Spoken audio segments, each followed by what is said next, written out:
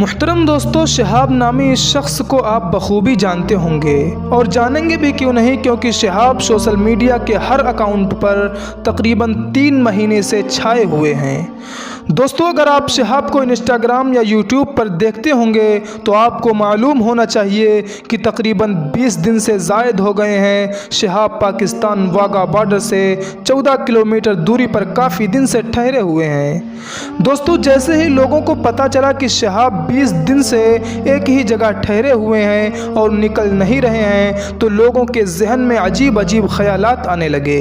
और दोस्तों, आए भी क्यों ना, क्योंकि जो आदमी हर रोज़ अपना 20 से 25 से 30 किलोमीटर का सफ़र तय कर रहा हो, वो अचानक से 20 दिन आकर ठहर जाए तो दोस्तों जाहिर सी बात है जहन में कुछ ना कुछ बातें तो आएंगी। इसी पर दोस्तों कुछ चौंका देने और हैरान कर देने वाली बातें सामने आई हैं। कोई कह रहा है शहाब भाई बीमार हैं इसलिए अपना सफ़र आगे नहीं बढ़ा रहे हैं, तो कोई कह रहा है उनके कागजात में कोई कमी रह गई है, यानी उनके डॉक्यूमेंट्स में कोई कमी रह गई है। तो दोस्तों वहीं पर कोई अंदाज़ा लगा रहा है कि शायद उनके घर से कोई मिलने आ रहा है। इतना ही नहीं दोस्तों, बल्कि कई लोगों ने होशियारी दिखाते हुए शहाब को पाकिस्तान पहुंचा दिया और शहाब को पाकिस्तान में जुमा की पहली नमाज भी पढ़ा दी। दोस्तों, कोई कह रहा है शहाब टीआरपी बढ़ाने के लिए ऐसा किए हैं, कोई कह रहा है शहाब अपने फॉलोअर्स बढ़ाने के लिए ऐसा किए हैं, कोई कह रहा है शहाब मशहूर होने के लिए ऐसा किए हैं।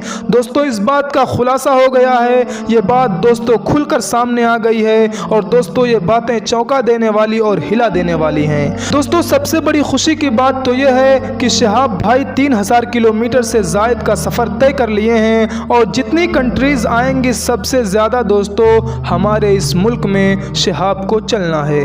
और दोस्तों, जहां तक शहाब भाई के दिखावे की बात है तो दोस्तों हम आपको बता दें, जब शहाब भाई केरल के मल्लापुरम ज़िले से निकले हैं तो उनके साथ दोस्तों सिर्फ़ और सिर्फ उनके 4 दोस्त थे और धीरे धीरे जैसे वो आगे बढ़ते गए अल्लाह ने उनको इज़्ज़त दी। दोस्तों, काफ़िला दर काफ़िला उनके साथ चलने लगा।